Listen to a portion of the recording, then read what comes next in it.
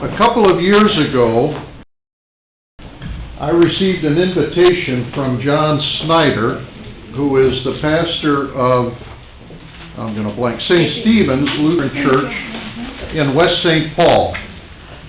And when John Snyder reaches out to me, I pay attention because he and I have both worked for Carmen Reinhardt. Carmen was the secretary in the office when I came here. Carol probably remembers Carmen Reinhardt being in the office. You and Michelle and I are maybe the only ones, huh? Tammy, you do? Good. And when Carmen left here, she went to St. Stephen's in West St. Paul, and so John and I have this in common. And John was inviting pastors in the Synod to a presentation about the Lutheran Mideast Development. Yep. And which is a mission to the Kurdish people. And as I've been saying in the last couple of weeks, in anticipation of this morning, many of us know that in the Middle East, the Kurds are some of our best friends, some of America's best friends, certainly. And I was struck by the fact that here is this uniquely Lutheran mission in this very important and very troubled part of the world, where the Kurds are a force of stability.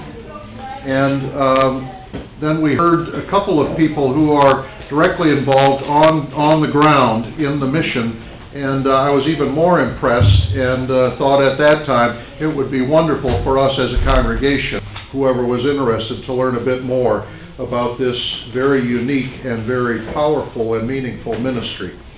So I called John, and he suggested that I talk with Erica Olson, who is, are you the chairman of the board? No, I'm the secretary. You're a secretary on the board. And so Erica and I set up this date, and then Trudy Johnson, also a board member, decided to that they could come together. And so we're very pleased to have you with us this morning, and we wouldn't be here if we weren't interested in what you had to say. Thank you. And so we're all yours, and share with us what you like. Thank you. Well, first of all, thank you very, very much for supporting our mission work and for spending some time here today. I'm going to tell you what I know.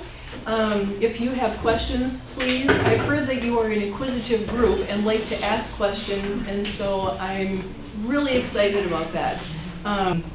In my professional world, I get phone calls all the time, and people start out by saying, "This is a really silly question, or I have a really weird question for you," and those are always the best ones. So please feel free to jump in. Trudy is a very active member of LMD and has been a board member for 1 month so far, and so she's here also to lend her experiences and also to kind of listen and see how this goes. So that's sort of a little bit about us getting started. I learned about LMD when I became the office administrator for John Snyder at St. Stephen's, and quickly became in love with this organization, became a volunteer, became a board member, just sort of elbowed my way into any opportunity possible, and I just hope to share that with you and why it's something that I'm so excited about. But Lutheran Mideast Development is a new name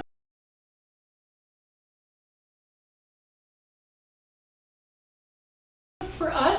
When we had our 100th anniversary, we decided, let's really think about who we are and what we're doing here. So in 1910, Pastor L.O. Fossum, who was a North Dakota farm boy, grew up being a pastor, was at the Edinburgh Mission Conference in 1910, and the question was, what underserved groups are there? And one of them was the Kurds, and Pastor Fossum said, "Send me." So sure enough, he took a group of people over to what was then, Persia, so what was then actually Iran, and met the leaders of that area and learned their language, spent time with them, brought over nurses. He built a church. He built building to run just a dispensary out of, medicine kind of thing, a school, and sort of ingrained himself in that work and in that population. While he was there, he translated the Lutheran liturgy and also Luther's Small Catechism into Turkish, and those resources are actually still used today by the Lutheran Kurdish population that is there and flourishing in small numbers, but flourishing in mainly today southeastern Turkey. Of course, the United States and Iran at a certain point decided they weren't going to be friends anymore, so we had to leave that area. And I will jump more into present day and what we're doing. So this is the map that we would all agree is the nation-state map for the Middle East, and a different map shows actually the ethnic groups in the Middle East. So this pink blob here that actually goes through Turkey, Syria, Iraq, and Iran is the group of Kurdish people.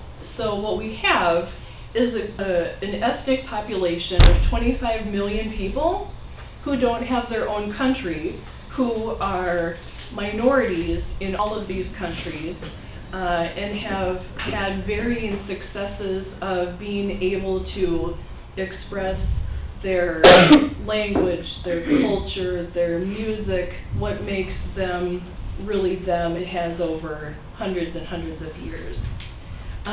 So when L.O. Fossum said, we want to befriend the Kurds, he was pretty serious about it, and we have spent all the decades since then really following in that way and doing what we can to walk along with them in their lives.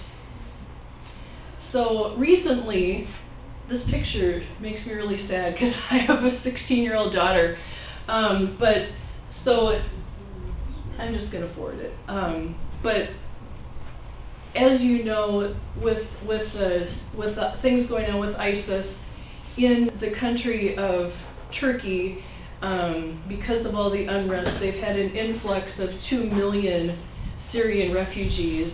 So you can imagine the kind of instability that an extra 2 million people would put on this country.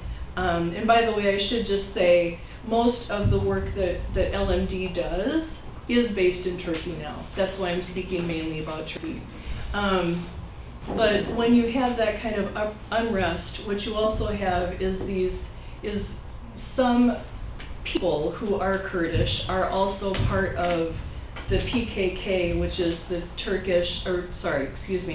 the Kurdish kind of militarized group that wants to have their own nation and some various other things. But what we ended up with was a lot of infighting within Turkey that caused basically a civil war with everything else going on.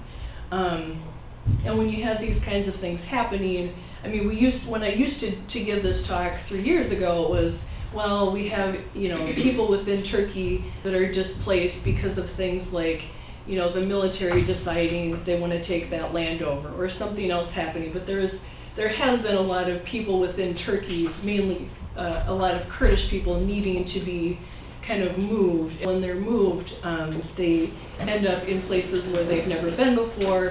They speak Kurdish, not Turkish.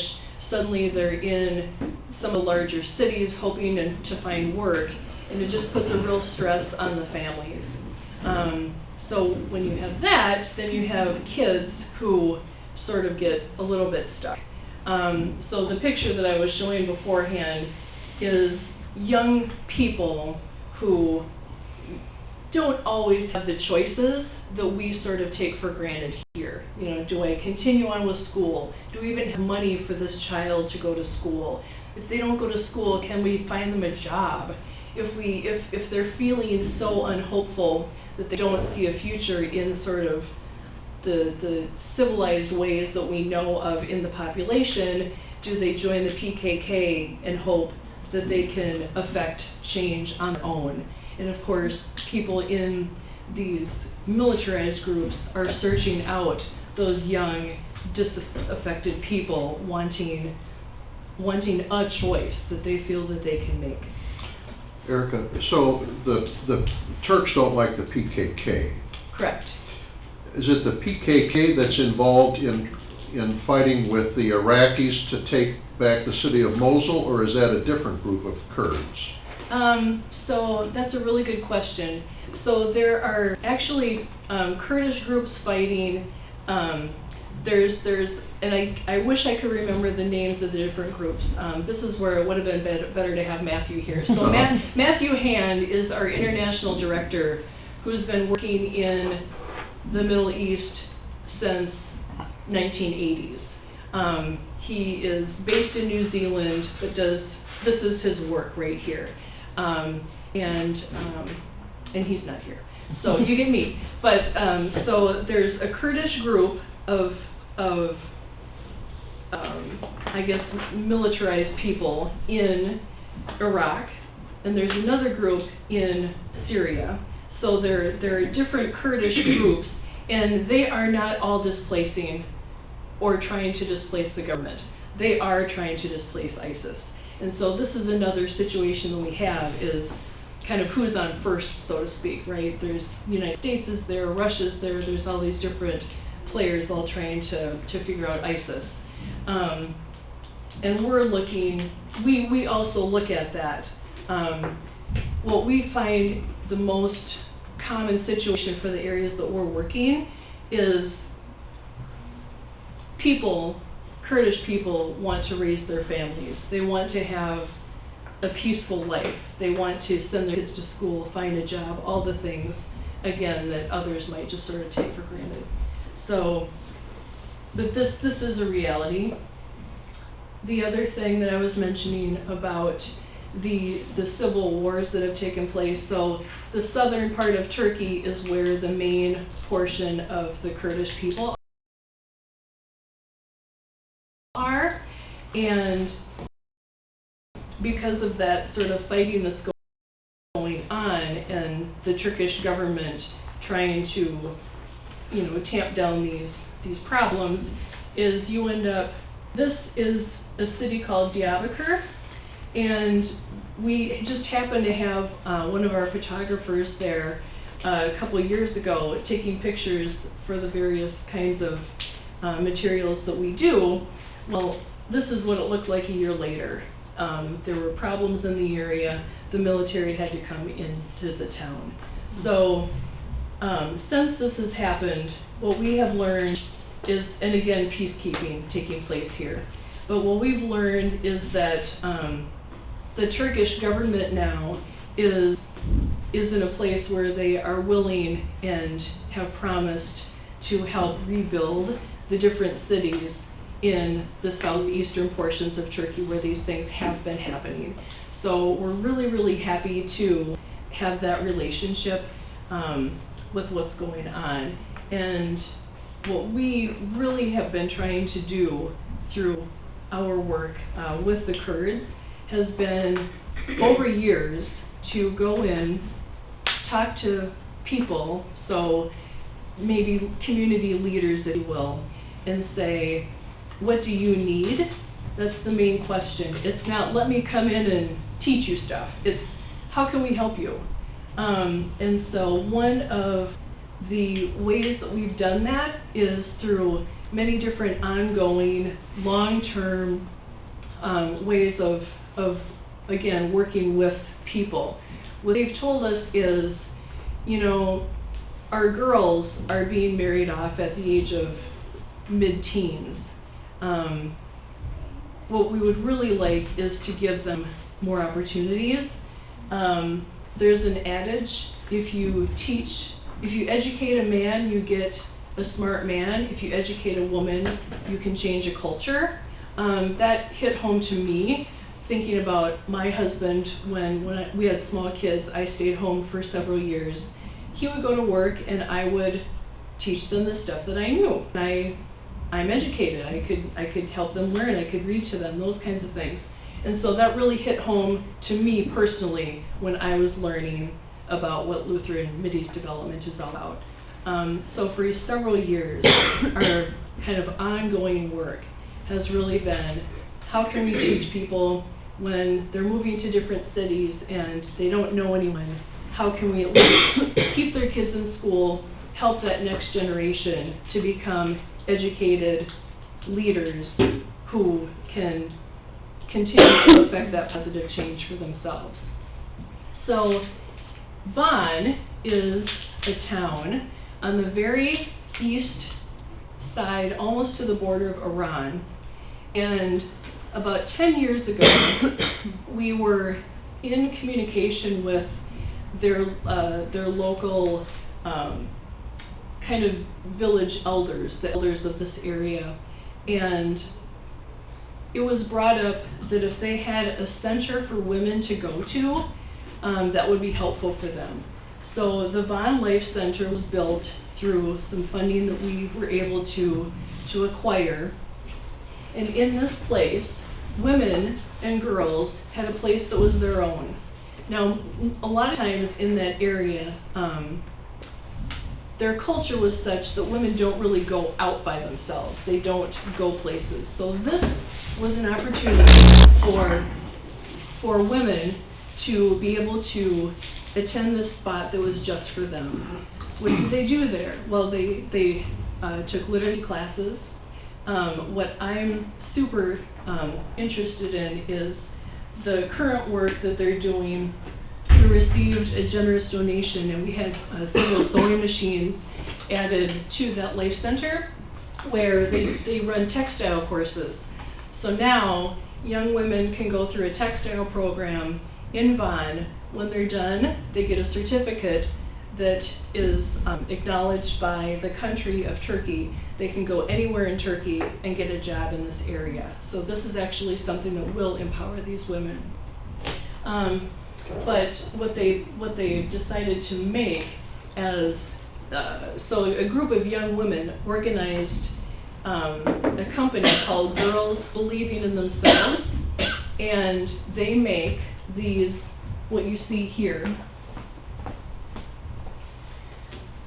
They each found their own pattern that they like the best from all their Kurdish traditional rugs that they make and those kinds of things. They make their own bags. They sell them. We resell them and give all the money back to them. So it's something that they can leave their house, they can come here. They have a cottage industry that helps them support their families. And you can see that they're not alone. I mean, they're building their own community there too, which I think is really, really powerful for these young women.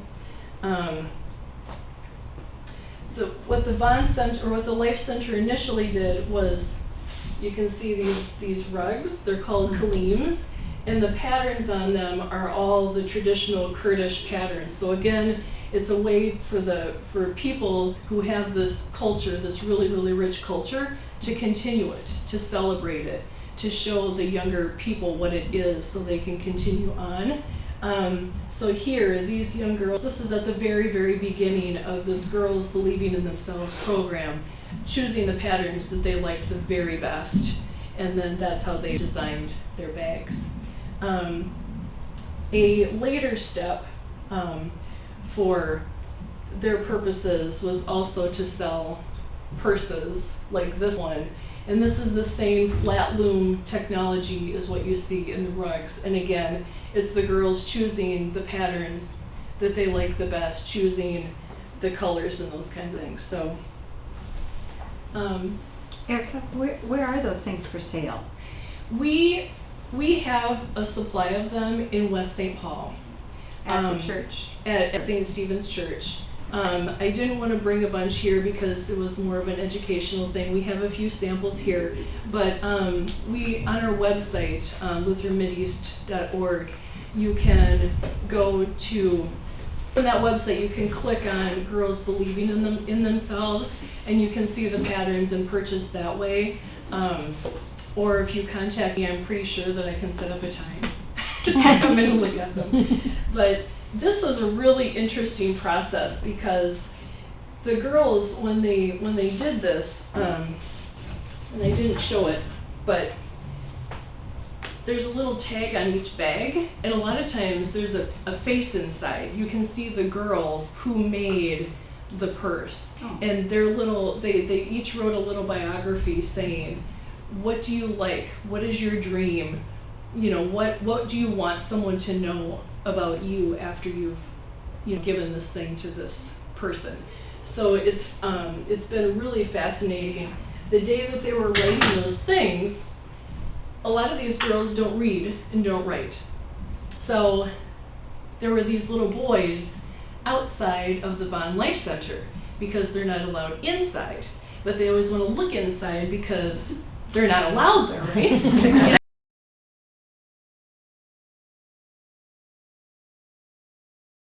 Boys are usually the ones who get to go everywhere. So they were allowed in. They were allowed to sit next to the girls and write out what that desire, what that dream, what that bio was for that girl. And then they learned, these girls don't know how to read, and you do. So what does that mean?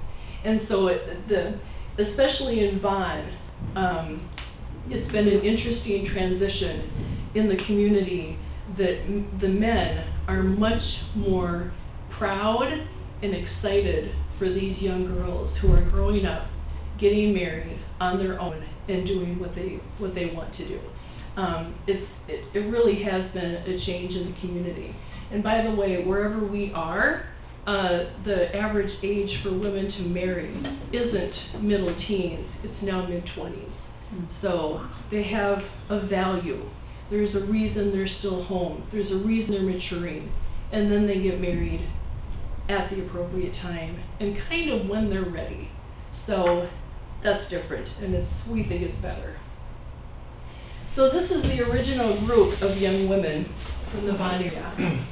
This is the new group. And these pictures were taken last year. Adorable. So Vaughn, Turkey, there's a woman named Gazin. She's right here. She's been known for decades as a traditional Kurdish singer. She shouldn't have. I mean, you can tell by her age she's probably a little older than I am. And so at the time when she was a young person singing, this was pretty much taboo. She shouldn't have been doing this, but she did.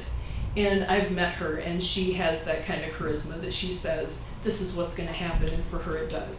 So now that she has had this experience in her life, her next step is a music school where she's bringing young girls from her neighborhood in. And by the way, she never ever has enough space for all the girls who want to come in. She's doing her best. But she, out of her students, there are 4 who have been working with her who applied to get into a very elite music conservatory. They were all accepted. So this is wonderful opportunities for these girls who would have never dreamed that they could do this. Can these girls read? You know, we do have literacy programs, and once we are sort of aware of them, it's a chance for us to make sure that through their families or through whatever the problems might be to get them into school, that they're able to do that step also. Yes. I should say a word or two about their schools. So here, we don't think about it too much. You know, there's public school. They get sent in on a yellow bus. They go to school, they come home. That's the simplified version, of course. In Turkey, school, elementary through, I can't remember what grade, but going to school doesn't cost them. What costs them is transportation there, the school uniform that they need, the books that they need. You know, to make it into university, there's almost always extra tutoring needed. So when we say that we're helping students through scholarships, the scholarship is which things do you need, and that's how we figure out what we need to provide for them. So there's Gazin again. One of the things that was exciting and is always exciting, sometimes really talented people learn about LMD and they want to help. And so this woman Our international director just happened to meet her. She's a very well-known violinist from the Raleigh-Durham area, and her passion musically is kind of the Eastern Europe folk music. And so when she learned about the kind of work that we do, and again, because we're really trying to uplift and encourage their culture, you know, we really try to stay on the arts side of things. And so to have her come in, here she's giving a concert, and in some of the photos that we got back, it was really encouraging for me to see, because it was right after the earthquake that took place in 2011. She came over. Some of the people whose homes had been destroyed in the earthquakes were living in shipping containers, and so she was giving concerts to people in the shipping containers where they lived, by candlelight, because they had electricity for so long and then they didn't anymore. But anyway, so Jennifer Curtis has been a big part of these things too. And then there's another woman who, she's a cellist by talent. She's a teacher by trade. She spent a year and a half in Turkey until just before the coup. That was about, she had to leave at that point, but she was based in Istanbul, which is on the western side of Turkey, and she would fly once a month back to Bonn to teach students music in both of the main cities where we happen to have things going on. So Başak Foundation in Turkey. Başak Foundation was, it was actually, the foundation was organized before we got involved with them, but we have been helping them through the years with organizational kind of background help, and then also bringing in volunteers and specialists to help with the teaching of the students. But mainly it's after-school programs for their students, again offering scholarships where we can. And what we've developed recently has been a leadership program for their most talented students. So it's an opportunity to help them communicating with various people and really improving those life skills for young people. The first year program was very successful. I understand that within Istanbul and that area, they got quite a lot of good press out of it, so they'll be continuing that. But that is something where we also offer a lot of resources. So when I talk about scholarships, there are two things. First of all, it's not just kids who are close to Van or kids who are close to Istanbul. If there's a child within Turkey and they hear of us and they have need, they can send us an application, and we do have students all over Turkey going to school. When we receive the applications, there's always a formal interview, and the determining what happens then is based on different factors like how is their home status? Are they a refugee from someplace else? If they have these extenuating circumstances and the child shows real talent, that's where we place the children higher on our list. Because of this coup that took place, and you may have heard the man named Gulen in the news, someone who Turkey wanted extradited from the United States back because they were trying to pin the coup on this person. Well,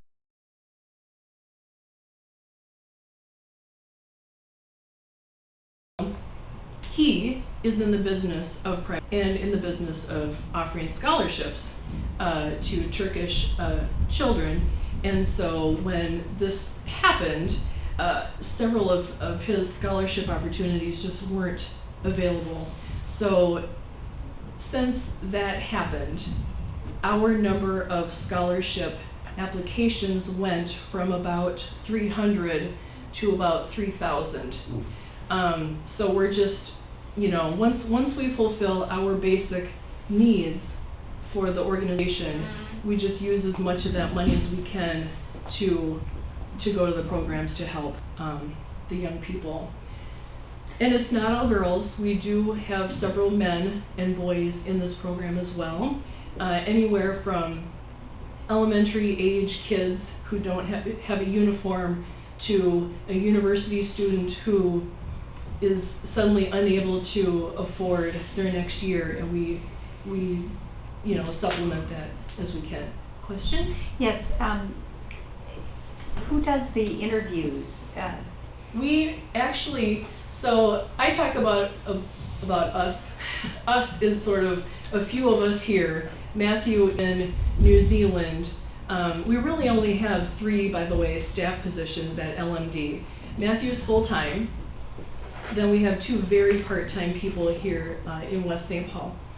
But we do have a number of board members on the ground living in Turkey. You know, if something happens where we're not able to get in or something like this, they still function, and they function fully. Did I answer your question? So do they do, the people in Turkey do the interviews? Thank you. Yes. So we have social workers in the team in Turkey who do that. Yes. Thank you. Sorry, I just got lost. Excuse me. Yes. Since the Kurds are in all these different countries, Yes. how are they governed? Well, they're governed by the nation state in which they live. Where they live? Mm-hmm. Yep. I don't get it. How that can happen? Well, So it's considered more of a religion than a culture, or it's a culture and it's an ethnic group. an is what it ethnic is. group. Yeah. Okay. Yeah. I know we don't have it here, No. right? I know. I'm trying to relate Yeah. to what I know. Is that like the Hmong in our community? An ethnic group of Yes. people Yes. who are governed by our government? Mhm. They live with their people? Perfect Right. example. Pretty Okay. much. Yeah, I guess. Except, I think the Kurds would, their hope would be to have their own nation I think they would at love some to have point. their own I nation. mean, in Iraq, Yeah. they're an autonomous region in Iraq, governed, Mhm. part of the government there, but would really prefer to be independent. Okay. And that's why the Turks are nervous Mhm. about the Kurds, because some, like the PKK, are more militant in pursuing independence. What is PKK? It's the Kurdish Workers Group, Kurdish Workers Party. I don't know how to translate it. With their military. Right. Oh, okay. And the schools, you said they're public schools, but they might need transportation, are the public schools for boys and girls, or? You know, I think they are. They are. And it's the girls that get left behind. But if a family has to choose between boys and girls, they'll send the boys. Yeah. Yeah. So your applications you said you do for both boys and girls, but are the majority for girls then? The or? majority go to girls. Yeah. Because that's where they see a lot of need. I mean, sometimes there's going to be a boy who's orphaned, or a boy who, something happened. Mhm. But it also happens where a young girl finishes elementary school. To get to that next level, it becomes really expensive, or it becomes inconvenient, or it becomes something else, and then they stay home instead. One of our kind of poster children for Bashak is a woman named Kadria, who is an extremely talented vocalist, and she also plays a Kurdish stringed instrument, which I can never remember the name of, but it looks like a melon. But anyway, she finished the lowest level of education and was just going to have to stay home. I mean, she was like, her dad didn't want her leaving the house at all. She would have been married, and with a small push of a scholarship, she finished high school. She's now finishing university, and in her spare time, she's working as a volunteer at the Bashak Foundation to help other kids. And I've met her, she's got a heart of gold. So it's really fun now, because you can see girls and, you know, people from the program who have graduated and are now making a real difference. So Elgin is a key example of that. So the first picture on the left is her as a young schoolgirl, and same thing, she realized she's not going to get anywhere. She doesn't have what it takes to make it to these next steps economically. And she, in the right picture on the right, you can see she's just gained her master's degree, and she teaches English. She lives in a city on the Mediterranean Sea called Mersin, and she's a high school English teacher, and now she is seeing her talented students coming through that she can pick and say, you really need to apply for this scholarship. So we have about 6 young women receiving scholarships right now, and we call them Elgin's girls or Elgin's students. So this, I mean, we're seeing now more than just the first generation in this. And she's lovely. She was here 2 years ago. Sometimes it happens that students really are in a bind. This young woman, she thought that she was going to go to university. She thought her boyfriend had the same ideas. I don't remember which city she's from, but she suddenly realized that her boyfriend had left and was joining with the PKK. And she didn't want to become part of a military organization. She was heartbroken. She was trying to figure out what she could do. Also didn't have the economic stability to make it, pardon me, to university on her own. One of our other teachers who's made it through in Diabakar was the one who encouraged her to get a scholarship, and so now she is, instead of joining the military or militant organization, she's working on what she wants to do, which is continue at a university. So that in a nutshell is kind of our ongoing, what we do, what we love working on. Because LMD has been in the Middle East for a while now, we sort of get tapped on the shoulder from time to time. You know, they know us, we've been around, we've been able to come through in these various areas.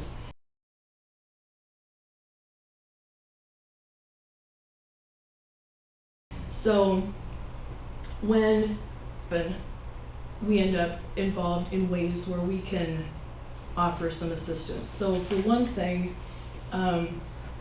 the refugee issue. People were coming across from Syria. So for instance, I don't remember if you remember Kobani in the news. Kobani is a city in Syria just south of the Turkish border.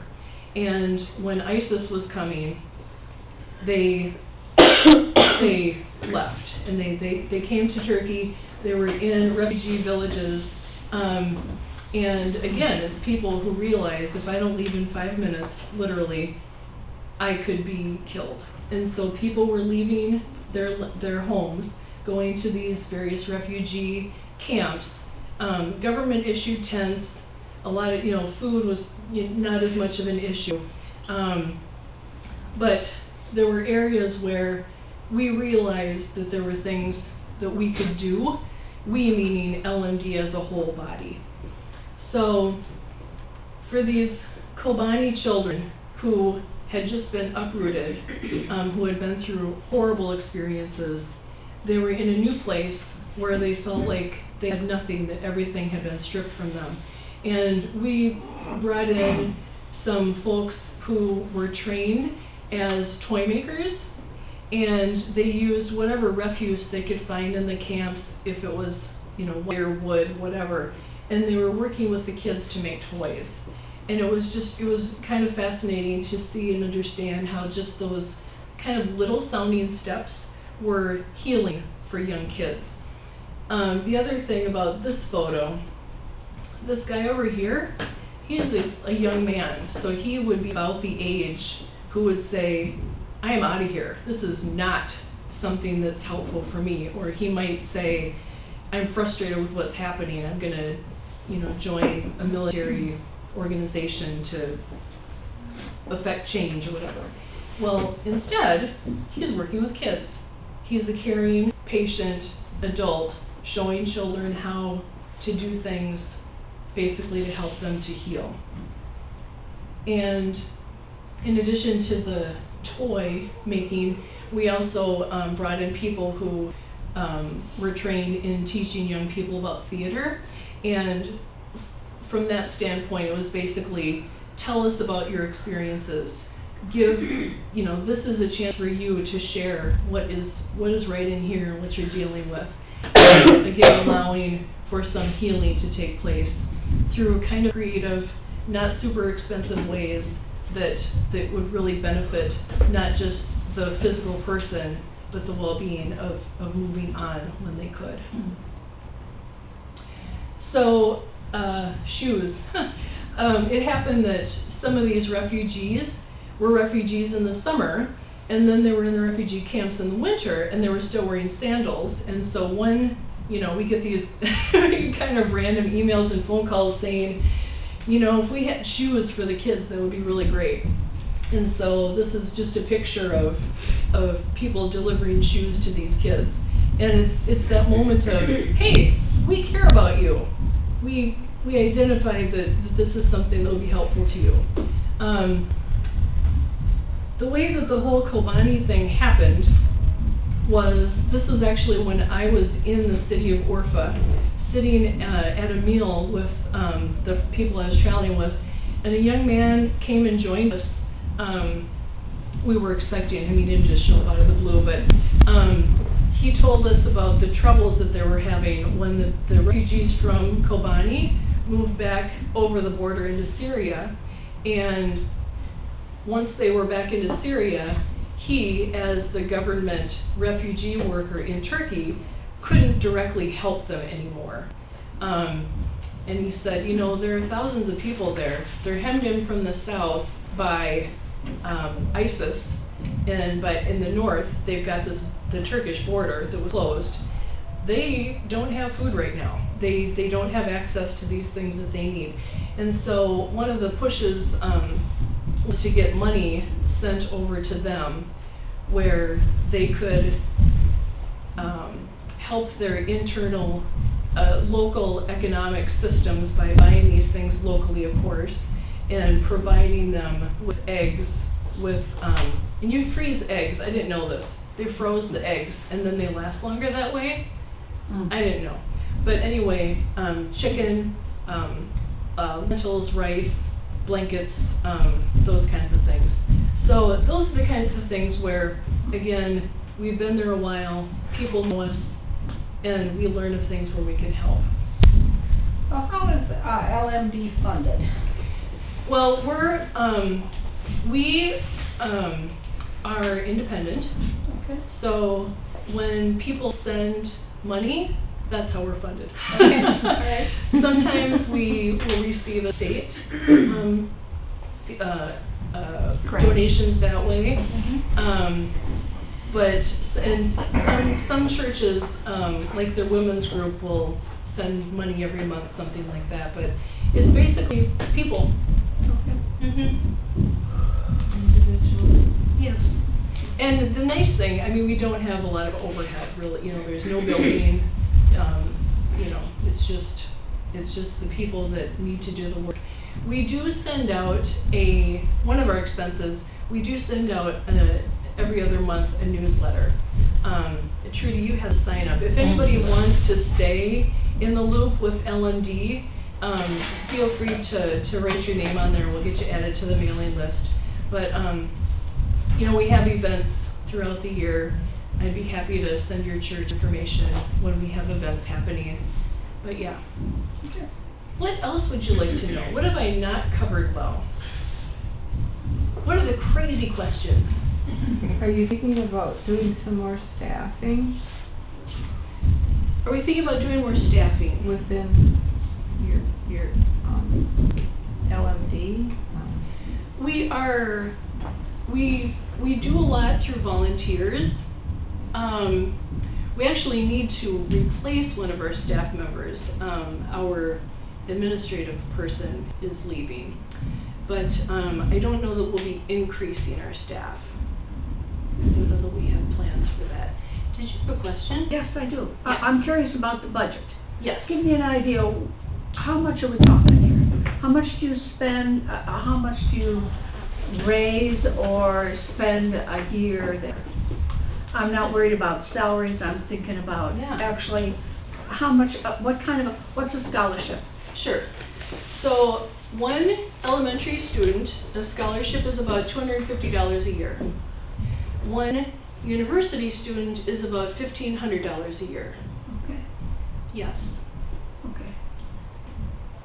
And how many, so what kind of big numbers do you have? Do you remember the big numbers? No, they're We- bigger than I thought. Yeah, I thought. we just approved the 2017 budget at the end of January, and I cannot remember what the big numbers are. Yeah, I think the important thing to think about with LMD is that we try very hard to work with the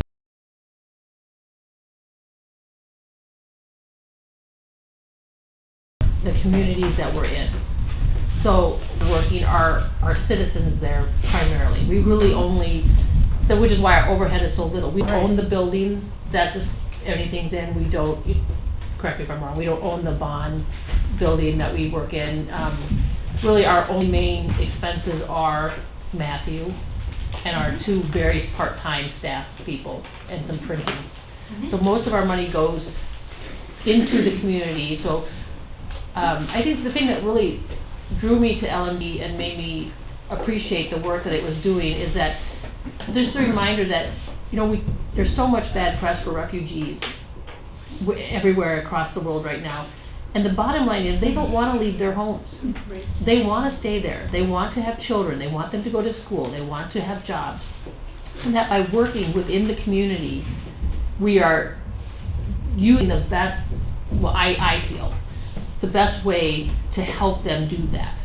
You know, we're not trying to make them like us. We're not trying to make them, you know, what the world thinks they should be. They just want to live.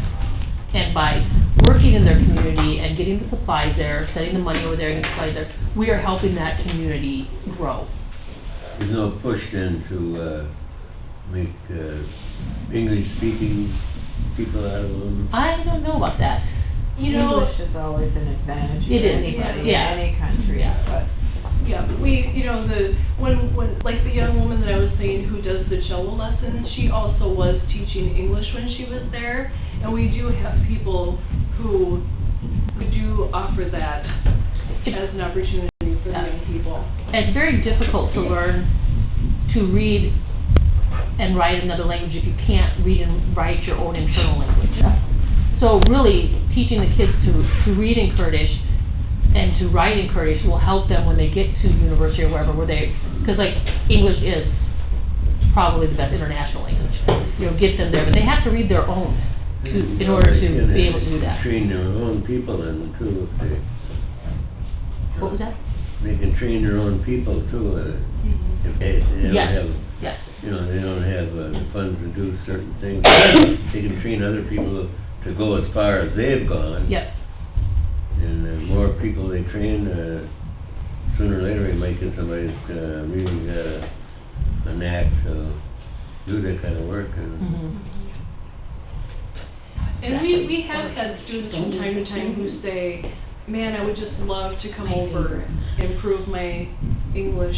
2 summers ago, we had a young woman at our house who was, who just wanted to learn English better. And she's a violinist who wanted violin lessons here.